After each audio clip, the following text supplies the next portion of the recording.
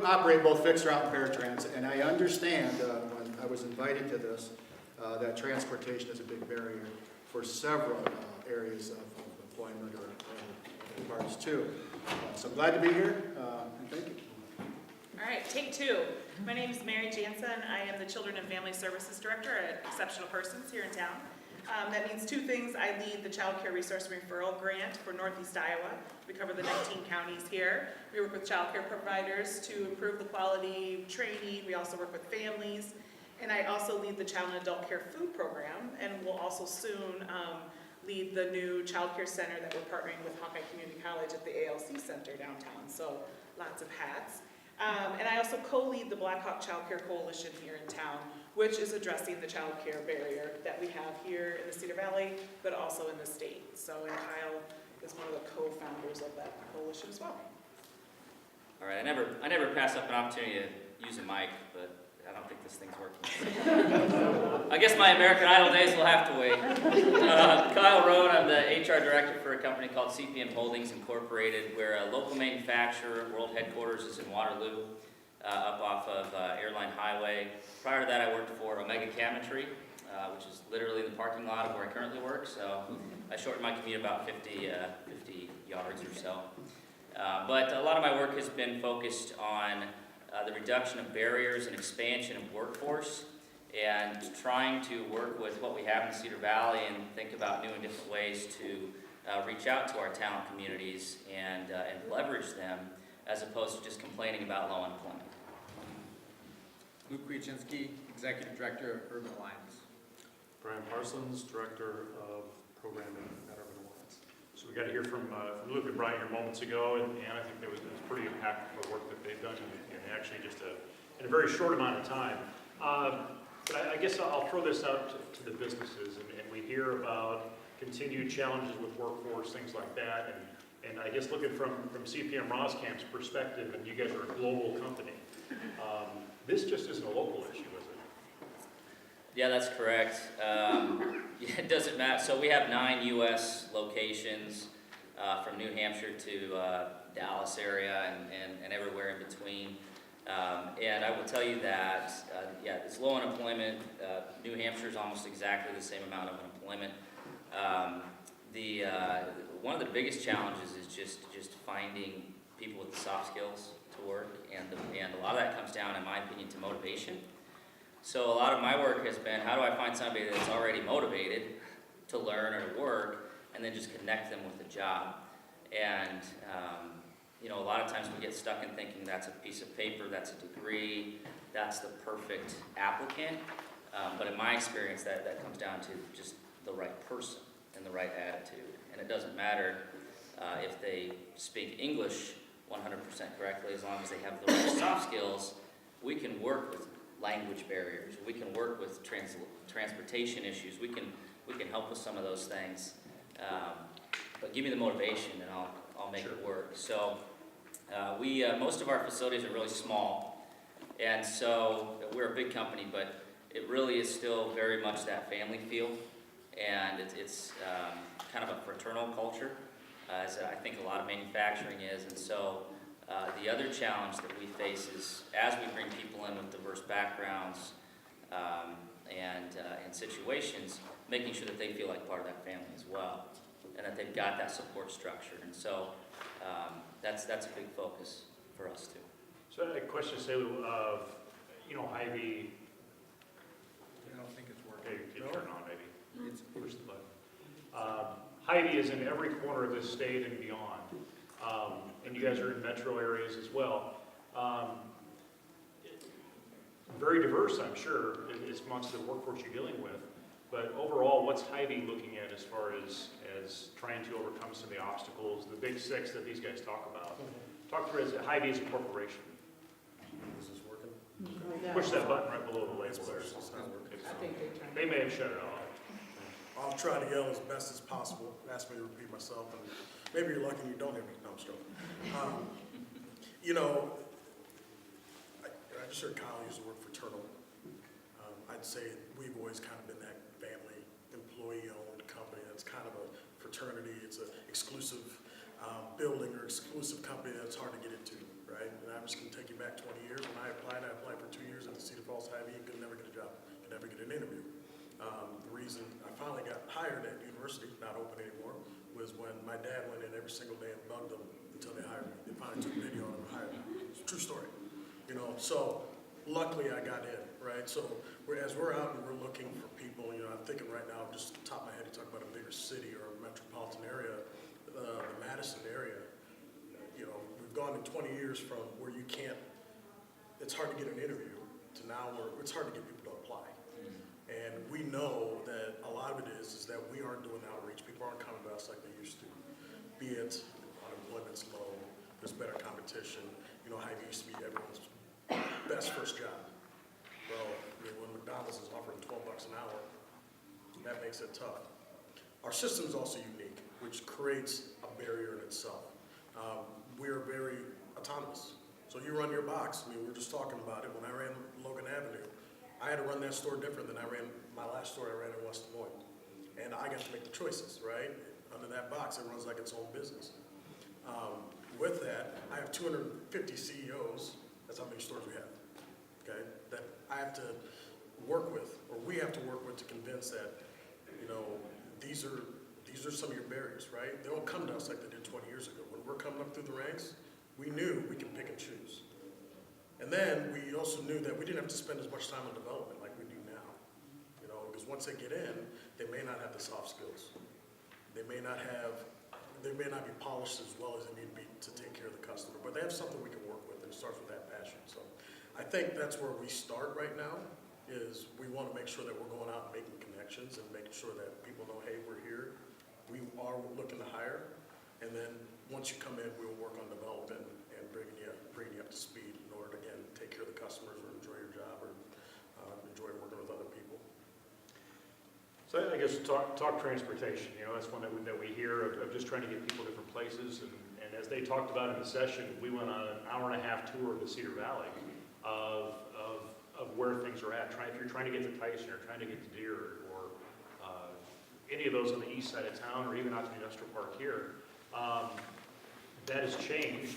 And I suppose it's been hard to evolve that from your perspective as businesses grow, economic development expands. Talk about that obstacle from just your perspective of we want to get people to work, but what's next to try and make that Yeah, I think definitely transportation is a barrier in most communities of our size.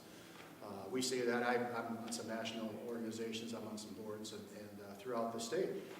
The problem is as the communities spread out, mostly, it's not centralized in the downtown as much as it used to be. There's more need for transportation in those areas. And with limited funding, we see at the federal level, it's just been very difficult to keep up with that. Hours, we've had requests for starting earlier, running later in the evening to accommodate some of the folks that have jobs.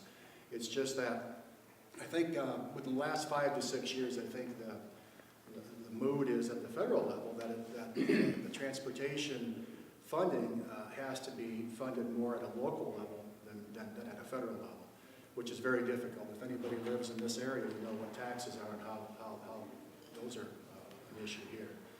So it's been difficult to keep up with it. We are looking at alternative funding sources so that we possibly can meet some of those needs. But it's been difficult. I think it's probably about the last 5 or 6 years.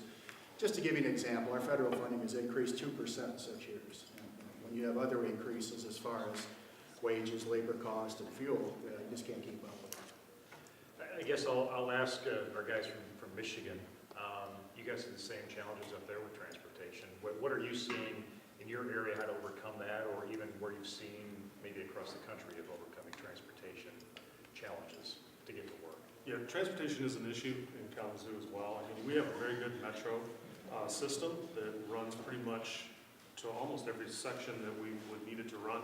However, the hours of operation is an issue, especially when you're dealing with first shift versus second shift. What if you're on third shift? You know, they can usually utilize that transportation for either there or back, but not both because of the way the hours Overtime, make shifts. Right, Like that. and so a lot of those things, even though you have good access to transportation, there's still issues. The way we have approached it is a little bit creatively from the standpoint of workforce development and placing individuals who don't have transportation in employers that are better suited towards those who are on transportation, or on public transportation, and then moving them once they get established, and we work with them for a permanent solution. I know that there's a lot of conversation about these temporary solutions, but sometimes they create dependency as opposed to truly solving a problem. And so our approach is more so, let's get the individuals back with a driver's license, get them insured, get them a car, and get that solved on a long-term basis. And that's kind of what our approach has been. So. One of the other things that I'll add is that employers that have made a commitment to more diverse workforce and solving their talent problems have moved shifts. Sometimes it's moving a shift 15 minutes makes the difference between people getting there on time, because sometimes people have to choose, do I get to my shift 5 minutes early or do I get there an hour early? Sure. And if you're in crisis, if you're paying for childcare, the hour early is not a good option. So there's very little margin for error. And so we've seen large employers 15 minutes. And so that's been a creative solution that we've seen. So I'll go off, Kyle, when you were at Omega, I think we worked on our CAPS program. We did some studies based on childcare. We'll talk more to Mary about this. Talk about that experience of if you were struggling to find, and they still are, trying to find workers there, and you identified that was a challenge why people did want to come work for you. It was because of a childcare. Yeah, so we ran some statistics on turnover, and that was a big focus for us. So Omega Country had 1,000 employees, and we were hiring 400 a year because of turnover. And and you guys know that's unsustainable. And that's people that a lot of those are people getting rehired, and it's not working out. And so we started to do some deep dive of our turnover. Part of that was quantifying what's it costing us. And we came up, after all of our accountants were sweating in a room for like 2 months, figuring out how to calculate this, about $4,000 per production employee, about $12,000 per office employee is how much it costs as you aggregate all of the training and time and investment into somebody, and that's just for the first 60 days. So if you don't keep them past 60 days, you just lost that money. So we looked at the turnover numbers, and we were seeing it in the first 6 months. Just atrocious. And when you go into that, a lot of that was attendance issues. We had a very rigid attendance system, point system, as you heard earlier described. And we looked at the reasons, and there were a lot of attendance terminations, but a lot of the root cause there was daycare issues. So it was people that would start a job and they'd have every intention of working and were motivated and had all the skills that we wanted, but they couldn't find daycare. So they had their child at a family member's house, and then that family member got a job. And now, well, what do I want to do? Take care of my kid or work? I'm going to go take care of my kid, right? And then you start to dissect that. That for us, that was costing us $20,000 a month. And then I started working with the Child Care Resource and Referral Authority, and I realized, there's a lack of 3,000 available daycare spots in Cedar Valley. So this is a problem that's not going to go away. So that prompted me to partner with Mary, and I'll probably hand it over to you to start talking a little bit more about some of the stats in the Cedar Valley. Yeah, definitely. So what we've seen here in Blackhawk County is, and if you've seen our 5-year trend data that we have out on our website, is we've had a 41% decrease of childcare slots in the last 5 years. And what we know is that we've had 2% increase of children being born into the state, or coming into the state, and even Blackhawk County. So what we've known is when Kyle came to us and was expressing the need from Omega, it was just after Exceptional Persons had attempted to start their own child care center. And what happened is we could not get funding to start our child care center. Following that news, I went to local legislators here and said, walk me through this, because we need to figure this out. And one of our local senators said, Mary, you've got to make this a community issue. You've got to make this a conversation, and you've got to walk and be positive about this and show them why it's such a need. So soon after that, Kyle came to our door and just said, hey, let's start working on this. And from there, that's when the Blackhawk Child Care Coalition really started. And that coalition is really made up of business members, nonprofits, child care center directors, funders in this area, and we meet monthly, and we are really just tackling this issue. It's where the Hawkeye and EPI partnership then came about as well, and lots of things like that. So it's exciting, but we know our work is very much cut out, and will continue. So Mary, a question of why did that go down so much? The available slots for daycare, what happened? There's multiple reasons. I will say that what we've seen at Child Care Resource Referral is we've seen a number of providers retire. I think back in the 70s and 80s, there was a lot of providers that stayed home with their kids and to raise their kids, and then they stayed in the child care field for a long time. So what we've seen is that group is retiring, and they're leaving the field. We've also seen a group of folks that have said, I do not want to meet the regulations. I want to become non-registered. And so that's our work at Child Care Resource Referral, to promote the regulations. DHS is our funder, DHS is our friend, and we go in and we say, no, here's the reasons why you need to be registered, and we work hard at that. It's also because there's no benefits and there's no pay. The pay is poor for child care, and we know that, and that's another part of our coalition that we're working on. We're actually actively looking into a child care insurance package right now. We're working with a local insurance company here, the Excel Group. We sent out a survey statewide to child care providers. We had 960 child care providers in the state respond to this survey. 420 were within the first day. That's how excited they were. And we hope in January to really release a child care insurance package. We know that's going to retain those child care providers in the field. If they can pay for an insurance package that will, for their family, or because they're small business owners. We also know our child care centers, the money is, it's tough. It's hard to offer insurance benefits. We know that this package, hopefully if we can get those good rates, will help them as well. And this will be statewide. You're talking about a self-employment health package, is what Yes. it's not just necessarily an insurance package to protect them as their business. Health insurance, Okay. correct. Yeah, and we actually, the Excel Group wants to build it to even be dental, vision, 401k, even further if we can. But we know the first need is health insurance for those folks. So we'll be hosting a business summit on December 12th at 7:30 at the EPI Dairy Center. Invites are going to start going out this week on that, but that's where we're really going to talk a lot about that insurance package, so we invite everyone to attend that. I know that we talked about transportation and we talked about childcare. One of the bigger issues or hotter issues for our community is this second chance background checks. All of you are employers sitting at this table. What are you doing to help to change that thought or that strategy for giving second chances to people that have background issues, and helping to educate other employers and partner with them about your specialties?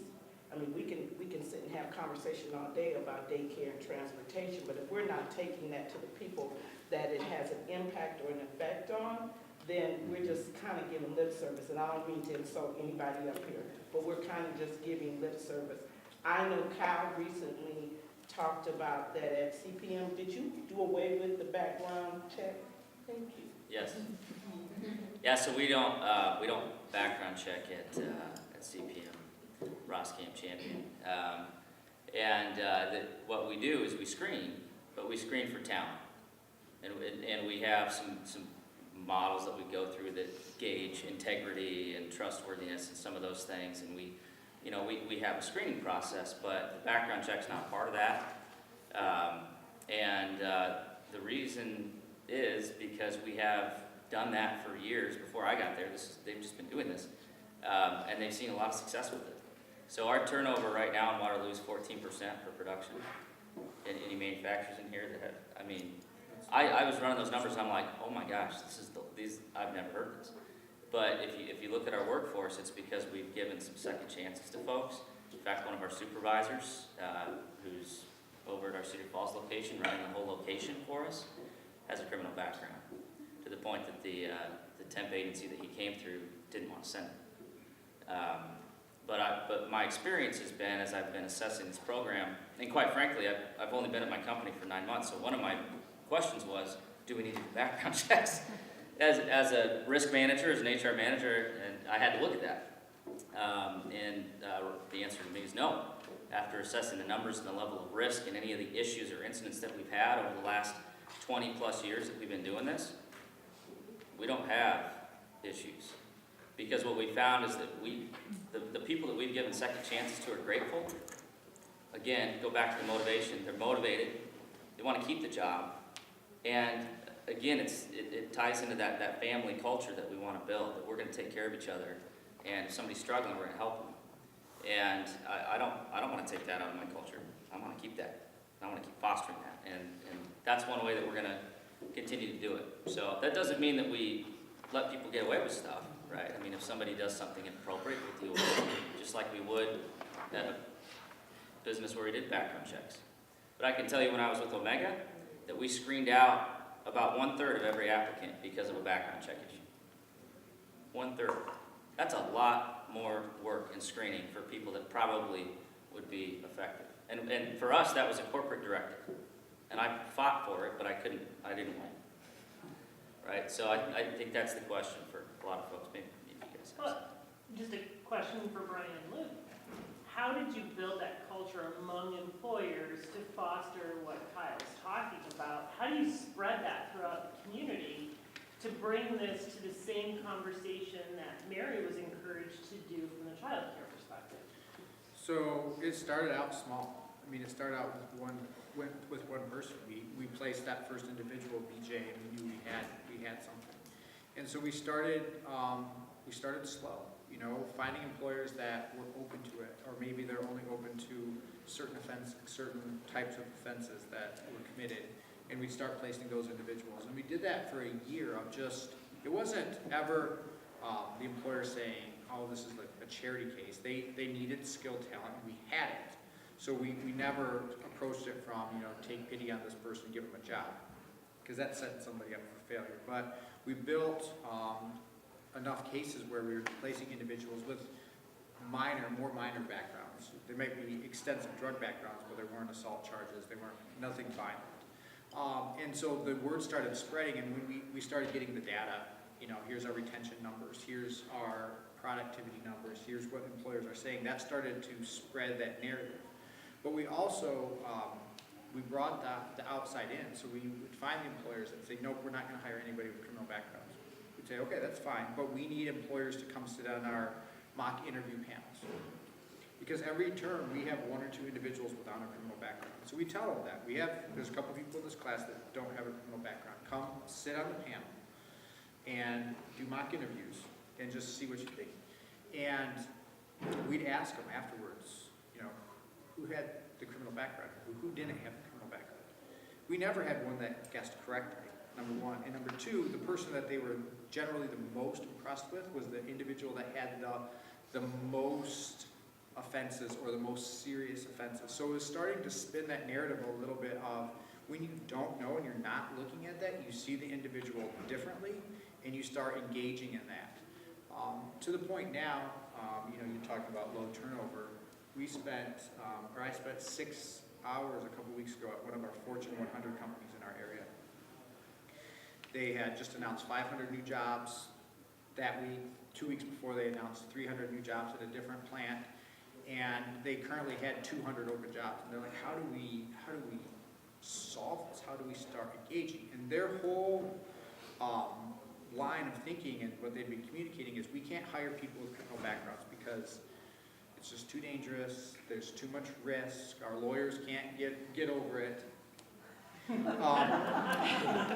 But they had all these open positions. And when I sat down and told them that, you know, I've been doing this job for 4 years. You know, they have billboards all over town. They have name recognition all over the world. And we had not had one individual that came to us and said, I want to work at that employer. Not one. Everybody knows about it. We have the little machine shop down the road that employs 250 people, that hires graduates on a regular basis, that has for the whole time. Probably 1 in 5 that come through say, I want to work there. Which, if you didn't know where they were at, there's no way you're going to see this shop driving by. There's no way you're going to know the name. But they don't have the problems. They're not having talent gaps. They're not having problems opening positions. So you can go to these big companies now and say, look, this is the direction it's heading. If you want to engage and be able to fill jobs going forward, you have to start this. And you can start slow, you can start fast, but you have to start it. Otherwise, you're going to be saying, oh, we have 1,000 jobs open. Now, how do we fill it? And then, to the city and the officials, it's like, if we don't help push this along, they're going to leave. I mean, they're going to run into the same problem in a different community, but they're going to leave. So you have to pull them in. John Cotter, who's the leading author on change, said one of the best ways to foster change is take the inside out and bring the outside in. So take the employers out of their desk and put them across the table and have them do a mock interview with somebody who has a criminal background. And you see a person. And then also, every placement that we've done, first placement, every company, it was intentional. They handpicked them. Handpicked them. You're like, and we'd ask the class, who wants to be the first person with a criminal background to work at this company? 2 hands, 3 hands show up. Who wants to be the first person of color to go work at this company? Which we still have in Kalamazoo, believe it or not. And they go in there and they're that force for change in that company. They start fighting those bias and that prejudice, which is where you have to do it. And then lots and lots of conversations from the CEO to the HR manager to the frontline supervisor, which what we found, and I'd be interested in Kyle's take, is the frontline supervisors are the #1 reason why people with barriers lose their jobs. And so we assume that because you could run a machine really well, you can supervise 5 people. And it's not that case. The cultural competencies, our cultures and the diversity is just continuing to increase. And One of the things that we started doing in answer to that within our business network is we also do cultural competency trainings for frontline supervisors now. And so as a employer, you can send your supervisors for free training to come out and learn and overcome some of those biases too. Because you have to deal with it at all levels. yeah.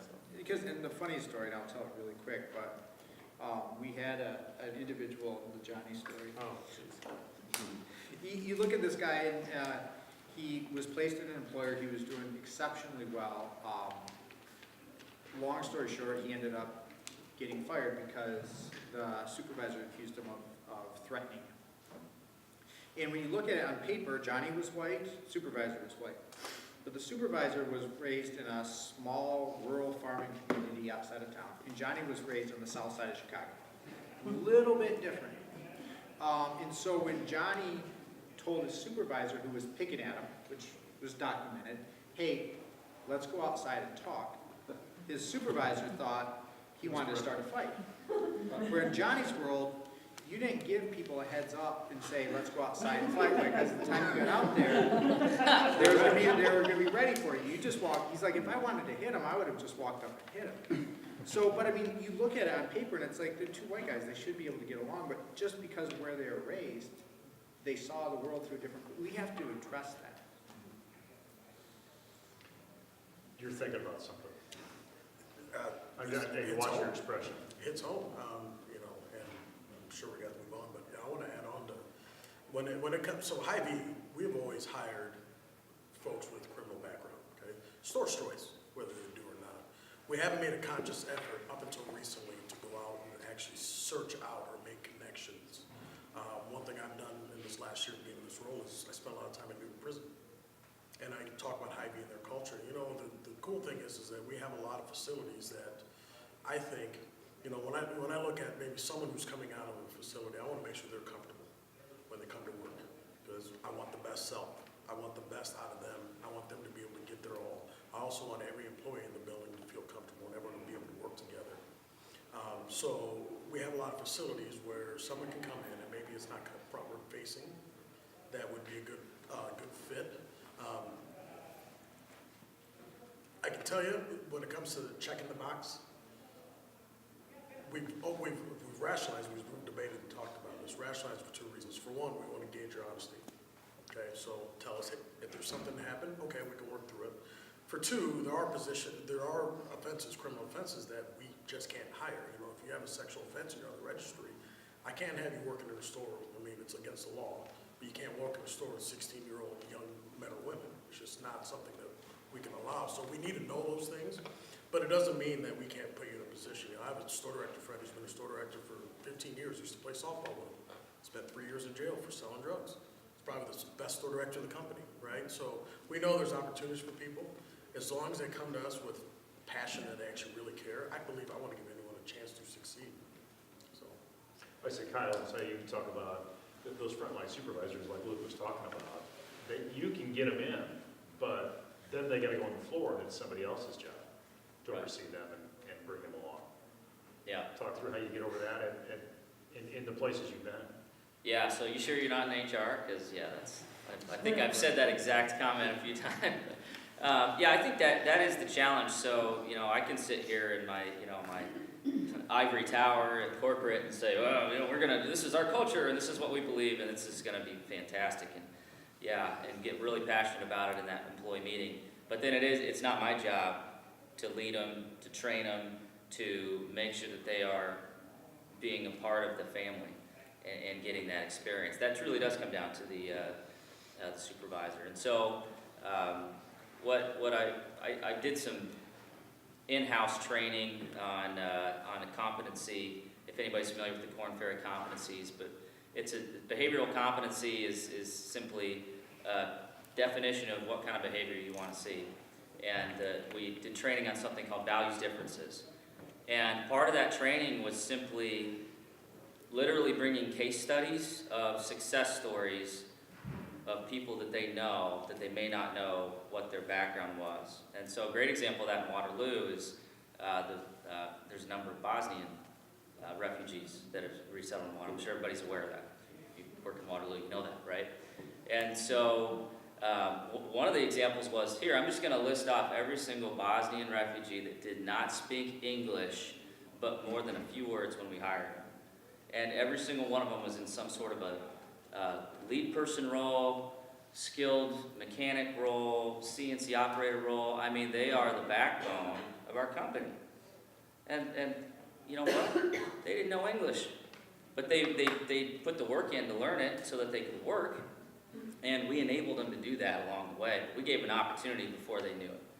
And so I used that as an example for when we started doing some outreach to the Bosnian and the Congolese community in Waterloo. I held it up and said, hey, we did this 20 years ago. We're going to start doing it again because it worked. And then we started doing more outreach. And what was fascinating was it was actually the tenured production supervisors that when I put it in that context, you're like, yep, let's do it. Bring them in. Bring them in. We'll make it work. We've seen it work before. It was actually some of the supervisors that weren't as experienced, that didn't see that example, that struggled because they didn't know how to communicate. And so we took that initial training and then we had to do some targeted coaching and ongoing development. But then it came down to as simple as just asking a question, okay, you want to terminate this person because they're a poor performer, give me the reasons why. And then as an HR person being neutral and truly saying, okay, is this legitimate? That's a great example of let's go outside. Well, it could be because the machines are loud, right? That's probably why I wanted to go outside, right? Or maybe, it just felt like it would be good to get away from the workplace. But without asking those questions and getting the context before just signing that termination document, you'd be losing town. So an obstacle, I guess, that I think through as we're working through here, and when you look at the time it takes to produce the graduates that Luke and Brian had, and talking through of how to progress supervisors at different levels or what it is, time and patience, I guess there's two obstacles through there.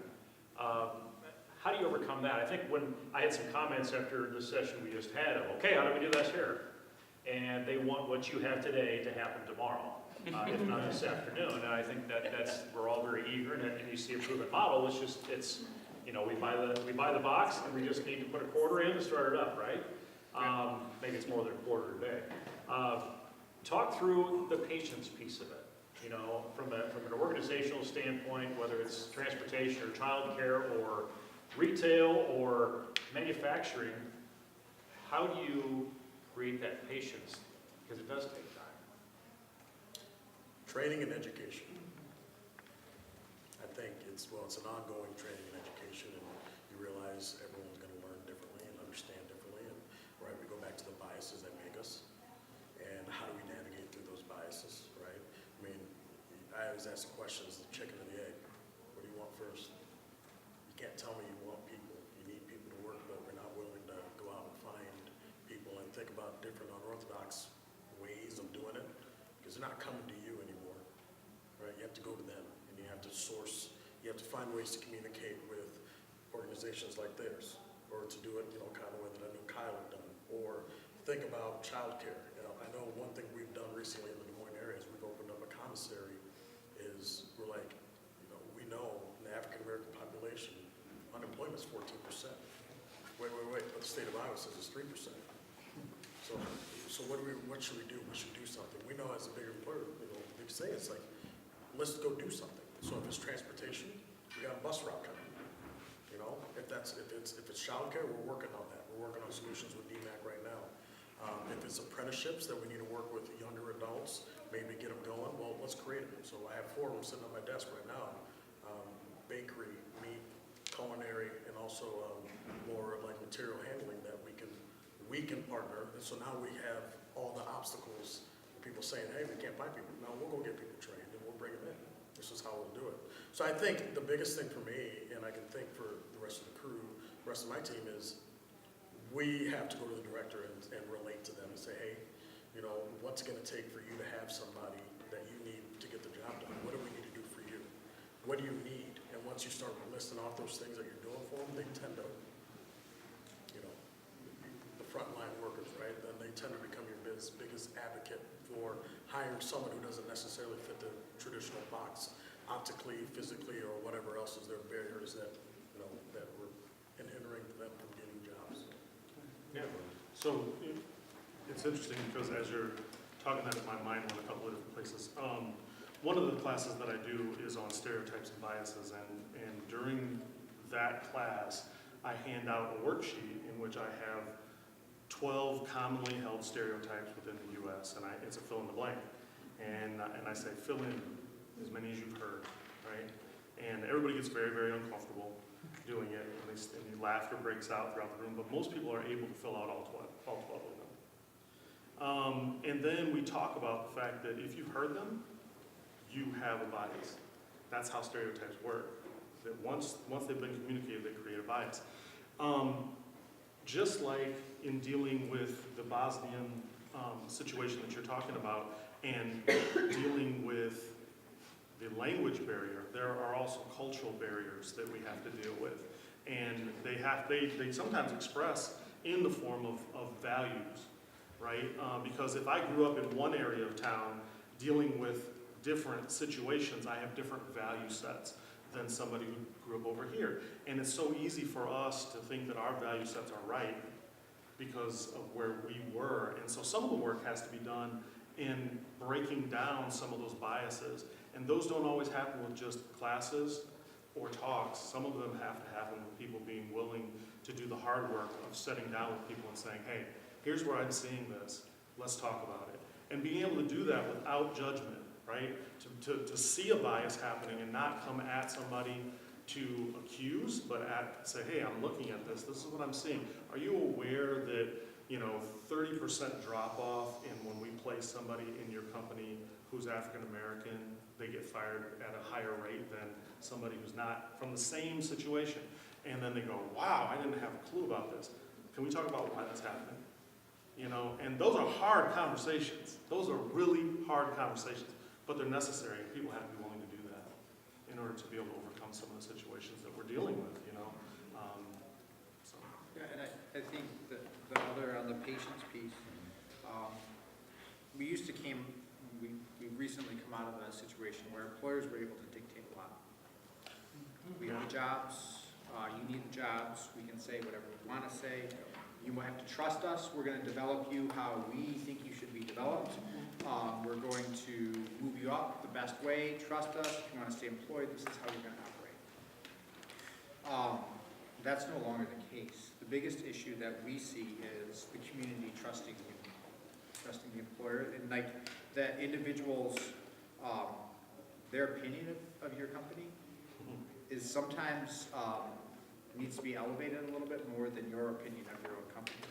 You know, like in the neighborhood, that story I talked, Fortune 100 company all over town, nobody wants to work there.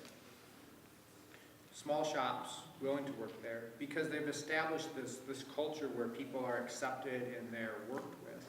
And so I think the outreach piece is absolutely critical of really understanding long-term, and that's, you know, our foundation, 12 years working in the neighborhoods, building relationships.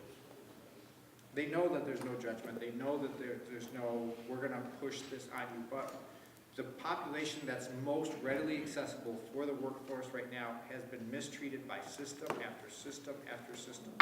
So if we come with another system, and we lead with a system, they're going to say, oh, well, I've seen this before, I've interacted with this before. If we come with a relationship, it's different.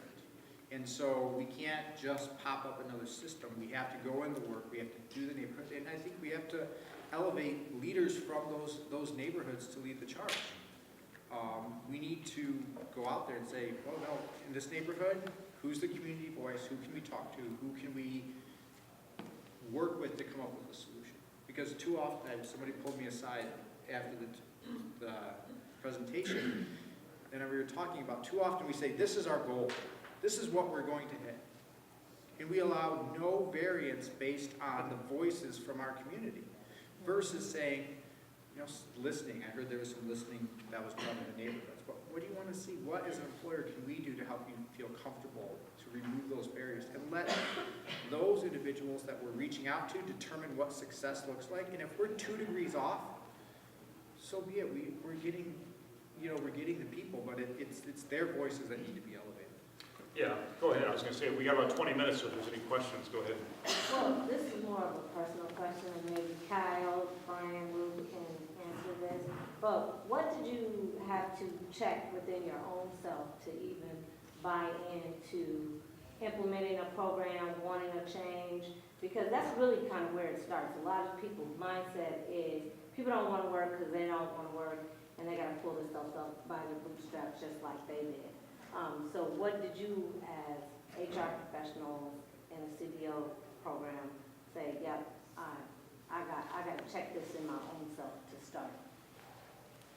Thank you, Sharina, for asking that question and targeting it specifically at me.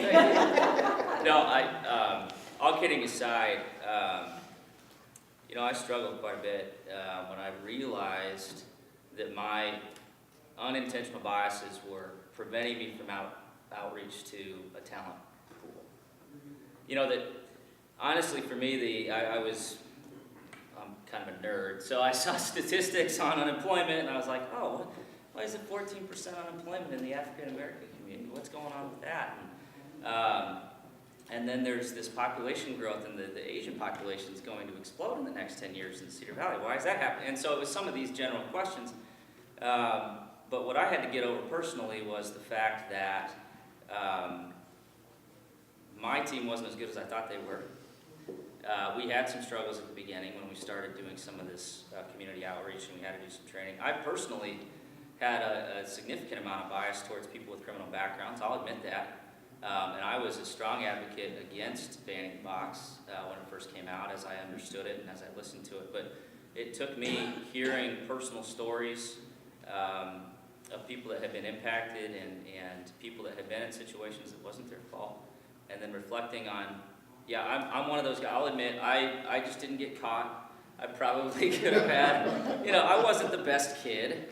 My mom's a little bit happier now, but back when I was in college, it was not a good situation for her. But, you know, coming through the traditional ranks of HR, we're taught be risk averse. You know, you can't increase vicarious liability for your organization, and if you know, I mean, if you do it, it's your fault. It's your head on a platter. If we have an issue, it's, you know, and you know, we are the culture champions, and so if I make an unsafe culture, then that's on me. And so I think there was some fear there, as well as some biases of somebody walking into filling out an application and walking into my office with a prison tab, you know, or a teardrop right here, thinking, oh, you know, and you've got all these perceptions in your head, and come to find out this person is actually a good person. And quite frankly, it took a little trial and error of me hiring some people that surprised me because I was so desperate for talent. I hired him anyways. And you know what? My better judgment wasn't good judgment at that point. So it took some experiential learning. But it also took me a boss, quite frankly, that trusted me to say, just go pick the right person. Don't worry about the whole risk management quotient. Go take a chance on a person. And so I had to rely on a mentor to help me kind of see the path. Are you interested in that from all of us, or, I mean, we can answer. I mean, if you all wanna add something, or you felt like Kyle. She wanted to put you on the that's- spot. I think I didn't pick on Kyle, this Yeah, was. it's a fair question, because, you know, somebody challenged me, they said, how can you lead an organization, an urban organization, as a white male? You come from the most privileged class in this country. White males are probably responsible for creating probably about 99% of all systems that exist today. And so we're responsible as a group for the oppression. We're responsible for all these different things. And so I had a lot of work to do. I think the two things for me that set the stage is, one, I work in an environment where I'm slapped upside the head with my bias every single day. We heard about Johnny. He has tats every square inch. He has 3 teardrops on his face, his whole neck, everything. He came in, I remember the first day he walked down the stairs. He walked in, and you just like, he's not small, he's like 6'3" and 300 pounds. The dude is big. He walks down the stairs, and in my head, I know what the interaction is going to be like, because I've had it. He had gang colors on, know the gang colors, know the gangs. He looks at me and he said, "Hi, I'm Johnny, I want a job." Like, that's not how I thought this was going to go. But even further, like the proximity to the issues, like meeting people that don't fit those stereotypes repeatedly, and then meeting people that have the grace to have a conversation with you, and understanding where I come from is a place of privilege, and they're giving me a chance to explain, or to ask the questions that you shouldn't have to ask. As a white male, I shouldn't be asking those questions. And I had people that explained stuff to me early and then pointed me in a direction, and you go out and do the research. You read the books, you understand the systems, you understand the credit system and how it's been hurt African American communities. You talk about the justice system. You talk about how in Kalamazoo it's easier for a white man with a criminal background to get a job than it is a black man without. You start seeing those things, and you start understanding how the stage is set and where people are coming from, and then it moves us to, as a white male, it's my job to challenge the systems that were created, and that's where I stand currently. Is we have to push. And early in my career, I had a very prominent African American leader in our community who could walk into any meeting, and 90% of the people knew him and trusted him. And here I am. I've been executive director for 2 months. And he's looked at me and he said, "Luke, you can have conversations in this town that I'm not allowed to have. Go get them." And so at that point, you understand a little bit where you're going. So that's me. I ain't following that. So I'll say, when I met these two when I was getting our teen youth program going, I had not spent a lot of time with the term I learned was the marginalized community or the marginalized population, and looking through who these were. And I was dealing with 16, 17, 18-year-olds at East High School. I had not stepped foot at East High School, but I love going to East High School today because I had to take my impression of going over there and seeing those individuals for who they were, not for what they were seen as being. There was a young African American girl that was told she wanted to be a CNA nurse, and was told that, yeah, okay, whatever. But the other side of changing her mind on who she was, I said, why just a CNA? No one had asked her that before. And it took me to come away from myself thinking, just the impression I had of this small group, and when you start seeing that they wanted a job, and these were just 16, 17-year-old kids, that she started exploring this. She went through the nursing program, the student nursing camp at Allen Hospital does, or Allen College does. And she wanted to be, the latest she wanted to be was, I think she got her CNA finished at Hawkeye, and then she wanted to be an OB nurse. You know, at 17, 18 years old. And overcoming her perceptions of her own self of what she felt like she could be. And we had some of these conversations yesterday in our travels. But, you know, we have biases, but it's fighting and helping to overcome the self-bias that individuals have. So, anybody else have any comments or a quick question? We're like about 3 or 4 minutes left. There's a You know, question right my whole thought process on this and why it's just been a big passion for me is that I'm not afraid to go have conversations with a Luke or a Brian or a Kyle. You know, I've learned in my professional career that most of the time, being African American in Iowa, you're going to be the only one in the room. And if I keep quiet, then I'm not benefiting me and I'm not benefiting the future as it's coming forward. So when the opportunity came for the listening tours, you know, we wanted, it was our opportunity as a community to engage people who never wanted to hear what we had to say. And so the team worked very diligent to make sure that all of the community was represented at the listening tours.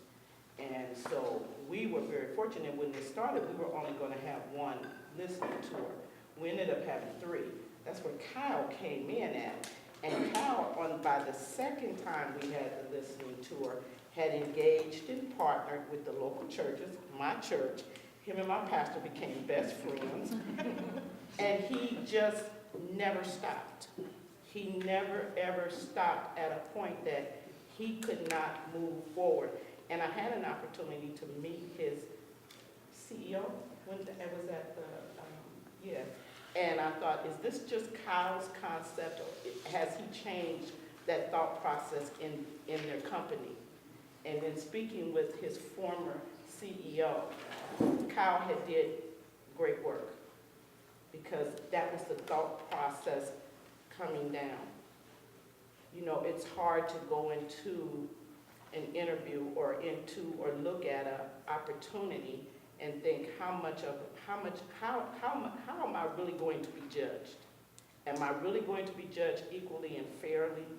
Am I really going to be looked at beyond? I love my culture. I love that I'm a black female.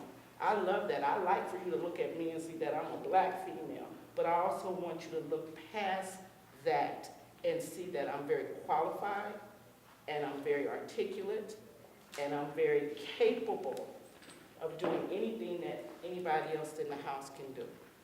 So, you know, when we got the opportunity to sit and do this, we wanted to address all the barriers, but there's just so many barriers. And I wanted this piece to be very authentic. I didn't want people to come in here nodding their head and go back and not do anything. That's why being a part of this whole initiative, it's not a one and done deal. It's really not a one and done deal. And I have to give our director a lot of credit for the fact that she went from the listening tour to the implementation of helping to develop the Future Ready Iowa to these summits. Even though Cedar Valley was the one that initiated the summits, it was such a great idea that it got broadcast all around the state. We're probably the most diverse. I've been to some of the other ones, and I said to them, do you realize that when I went to Sheffield, it probably was a good 100 people there. I'm the only minority in the room. So was I uncomfortable with that? No, because that's what we've learned to deal with, those of us who are professionals. That's what we've learned to deal with. But I know in reverse how uncomfortable you may be if you had to come into our environment or come into our community with the labels that's attached to East Side Waterloo or, you know, different areas of our community. So thank you all for coming and being authentic.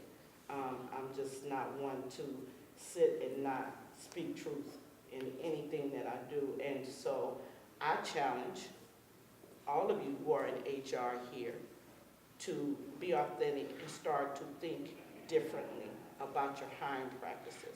It's not going to get better. The shortage is not going to get better. You know, they talked about the unemployment rate for minority. It is at 14% for the minority population, but for black males, it's even higher.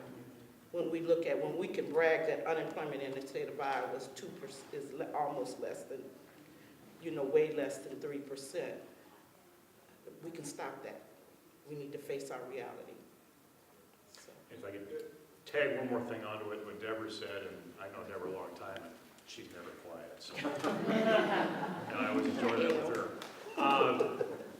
The biggest thing I heard from what we had in the room, and you ignited it, it's overcoming our own bias, but also how do we help those we feel we have bias against, help them oversee their own bias of themselves. So I guess that's my challenge to you when you move on to whatever walk of life you have professionally or personally. But I thank our panelists, and I thank you guys for taking the time to come out.